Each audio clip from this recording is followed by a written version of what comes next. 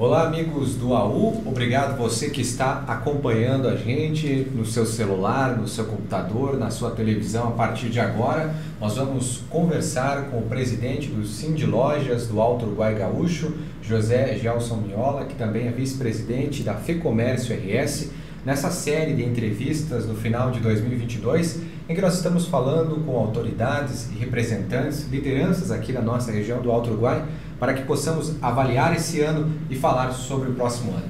Presidente, seja bem-vindo ao AU. Boa tarde aos colaboradores aqui do AU Online. É um prazer estar aqui nesse estúdio novo, né? Aqui no centro da cidade de Erechim. E a imprensa sempre ela tem um trabalho, uma função importante.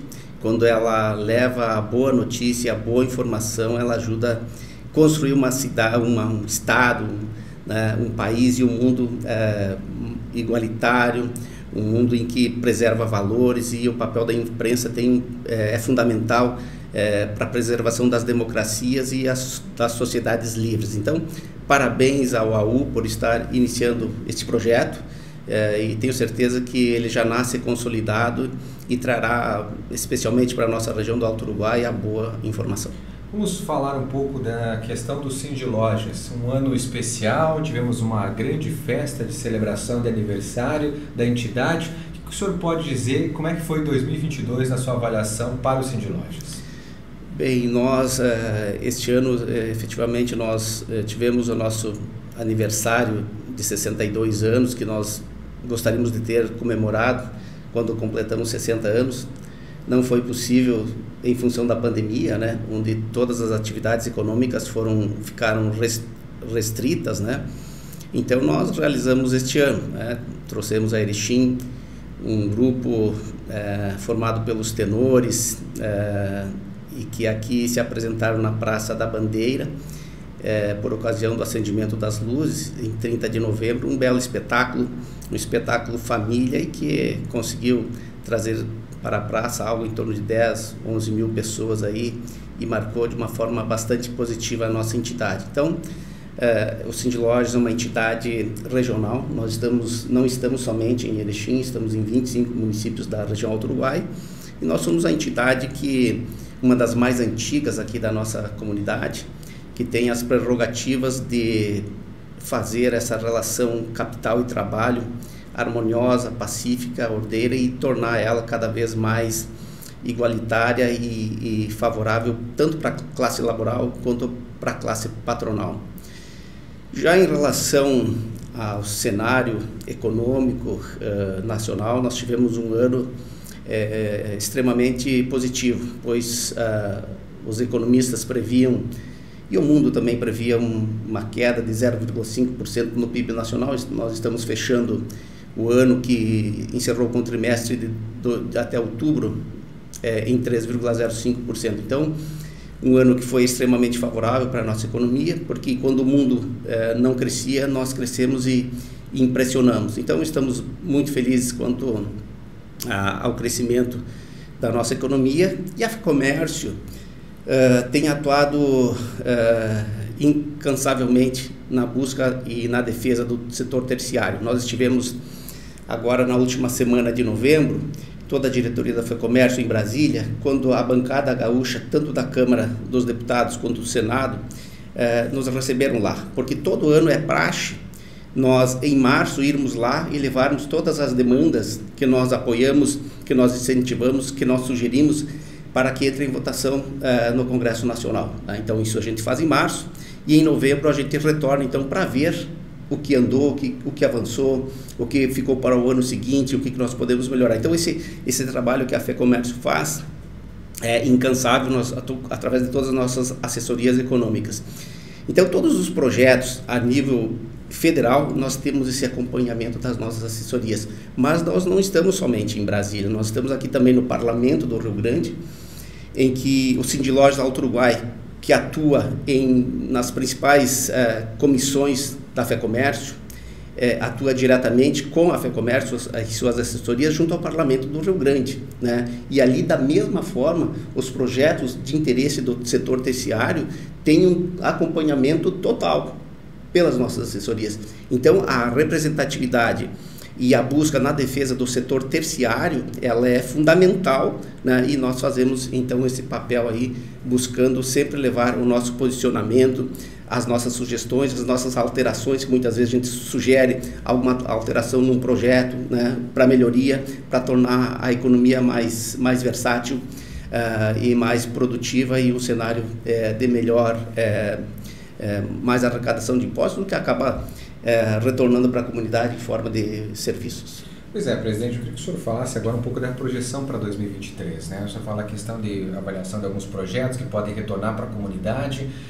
Qual será o foco do Cindy Lojas e da FEComércio no próximo ano aí, que é um ano que, já que a gente estava falando dessa questão de mudanças nacionais, principalmente no âmbito político, que acaba afetando aí também essa questão logística e comercial? Nós temos uma preocupação muito grande, tanto a nível do Cindy Lojas quanto todo o sistema, em função das indefinições que se mostram, pelo menos até o presente momento, em relação ao futuro governo. Se nós analisarmos as manifestações do futuro ministro da Economia, que a nos ver é uma pessoa totalmente despreparada para assumir um cargo de tamanha importância, e suceder o ministro Paulo Guedes, por exemplo, que foi indicado como o melhor economista do mundo, né? E ser substituído por uma pessoa que não tem, a nosso ver, a qualificação, porque não é da área. Estudou 2 meses, segundo ele mesmo, de economia, colou na prova e agora tem uma função tão importante que nos preocupa bastante. Não sabemos se terá o conhecimento e a competência para gerir uma economia de um país continental como o Brasil.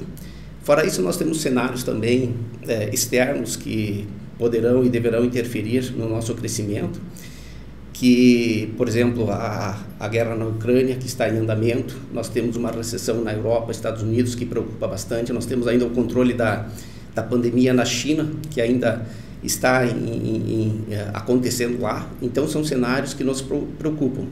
Aqui no país, voltando ao Brasil, nós temos também a indefinição quanto à política fiscal.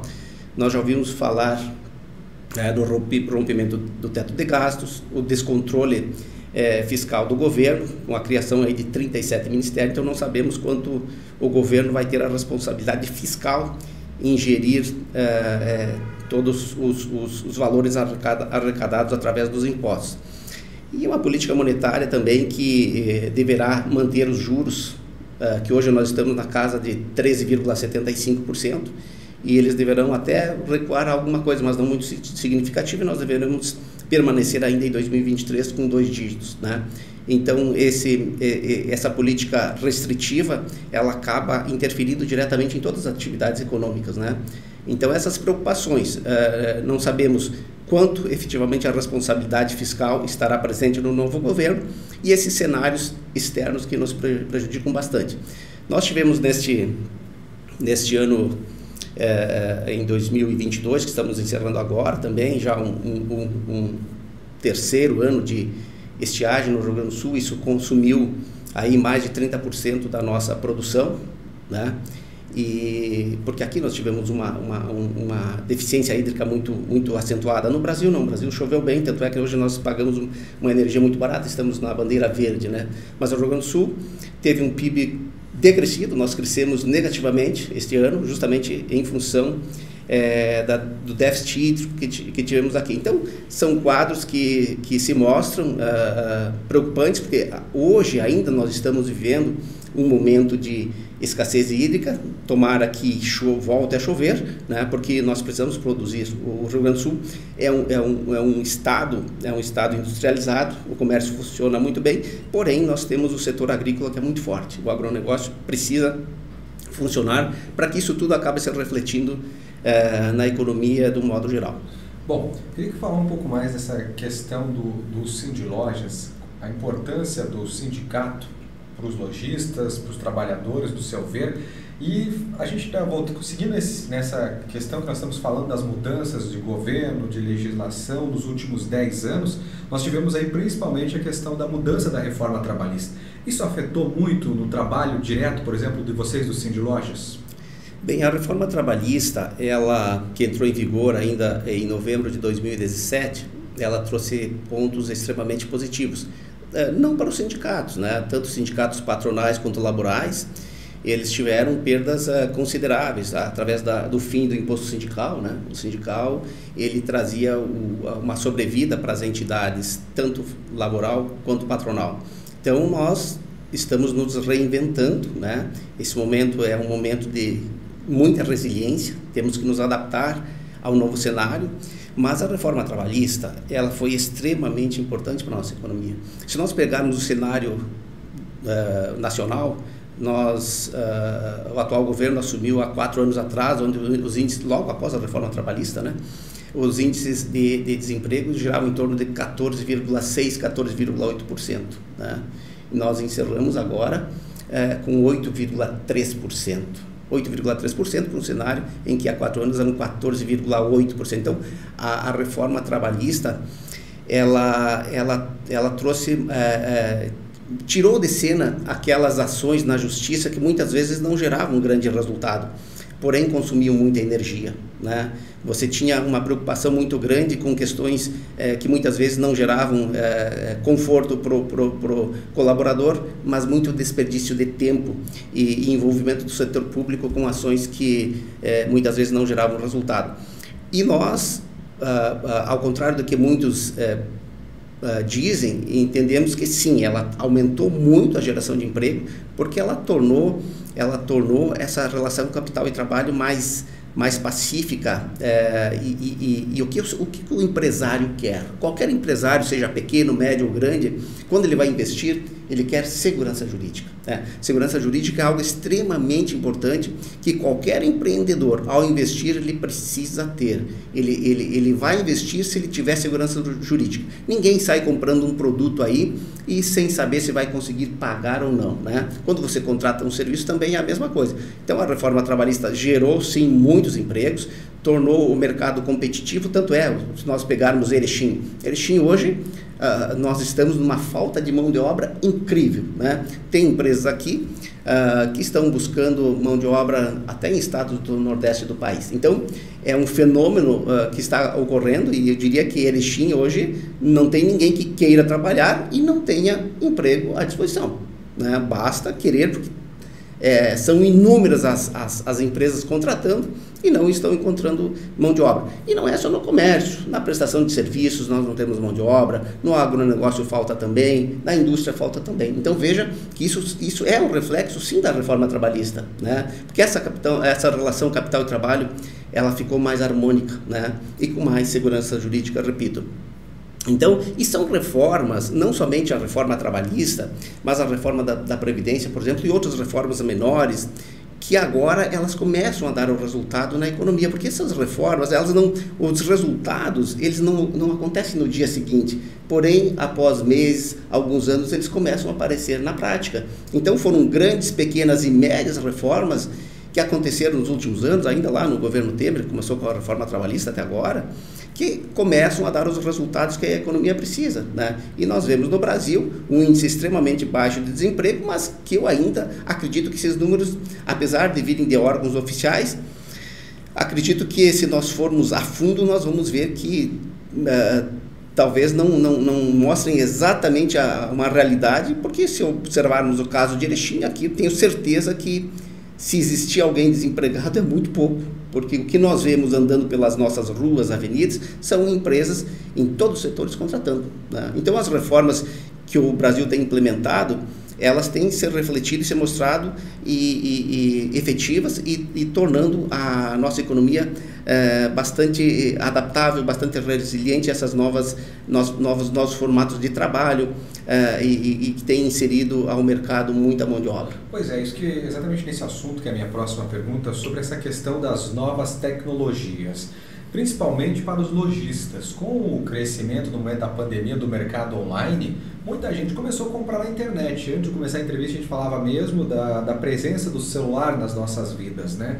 O senhor é como empresário, conversa diariamente com seus colegas empresários, lojistas. Como é que o empresário atual está lidando com essa necessidade principalmente o empresário local, com essa necessidade de estar perto de novas tecnologias na sua visão?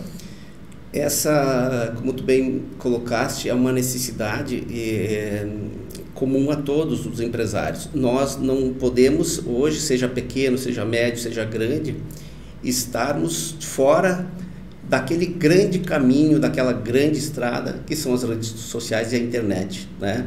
Nós temos as nossas lojas físicas, né? Porém, a internet é uma ferramenta importante e que nós não podemos abrir mão dela, porque além de, claro, são duas questões. A internet, ao mesmo tempo que ela é um concorrente, ela é um aliado, né? E nós vemos pequenas empresas que cresceram muito a partir do momento que inseriram seus produtos nessa grande estrada. Então, é algo que não tem volta. Então a única alternativa é para o empresário realmente procurar. Hoje você consegue contratar serviços de mídias sociais extremamente baratos, é uma tecnologia, um serviço que diminuiu bastante o custo. Então qualquer empresário pode fazer essa inserção nesse mercado de tecnologia e de mídias sociais. A própria FEComércio tem um programa que nós chamamos de Incubados. É um programa que custa muito barato, e qualquer empresa de qualquer tamanho pode procurar a FEComércio, e nós, através do Incubados, podemos oferecer essas ferramentas, né? Como tem milhares aí no mercado, cito apenas uma que a FEComércio tem, que dá muito resultado, um resultado prático e com custo extremamente acessível. Então, tanto o pequeno, o médio como o grande não pode abrir mão dessa ferramenta, né? Porque hoje, se nós pegarmos nosso celular, ali nós temos o controle da conta bancária, nós temos a nossa vigilância do nosso imóvel, nós temos a nossa rede familiar, nós temos o nosso negócio muitas vezes geridos através do celular. Muito bem, presidente, nós já estamos chegando ao final da nossa entrevista. Eu quero agradecer a sua vinda aqui aos estúdios do AU Online, que é vizinho do Cindy Lojas agora, fica aqui no mesmo prédio, no centro de Erechim. Muito obrigado, um ano de 2023 de muito sucesso, muitas conquistas para o senhor, na frente aí do Cindy Lojas e também juntamente com toda a direção da FEComércio, duas entidades fundamentais para o desenvolvimento da nossa região e do nosso estado. Muito obrigado. Eu agradeço o convite ao Online. Este veículo, como eu falei inicialmente, tem importância, toda a imprensa ela tem um papel fundamental em todas as democracias saudáveis do mundo, né? Então a gente tem que valorizar os nossos veículos de comunicação.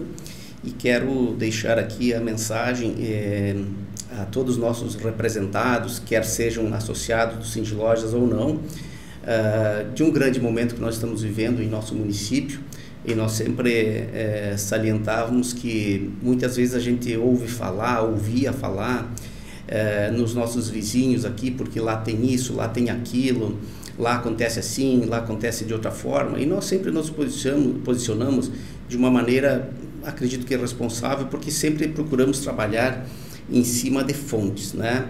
E dizíamos que não, que Erechim tem coisas boas acontecendo, nós estamos evoluídos, e quando os números oficiais apareceram, mostraram que Erechim está aí sendo exemplo para o Rio Grande do Sul e para o Brasil. Nós somos a terceiro município do Rio Grande do Sul em maior facilidade de investimento e condições para viver, e 12ª no Brasil, né? Somos exemplo em segurança pública através de várias ações, especialmente o programa Sentinela, aí que já não é mais nem municipal, estamos indo para uma abrangência de 40 municípios, aí cerca de 40 municípios, então estamos tornando a nossa região muito segura, e Erechim é exemplo também em segurança pública, e aí eu parabenizo as forças de segurança, todas elas, e as entidades de Erechim que se uniram lá atrás, ainda em 2016, para tornar o programa da época, hoje já, o projeto da época, hoje o programa Sentinela, é o maior do Brasil, considerando-se municípios do nosso porte. Então,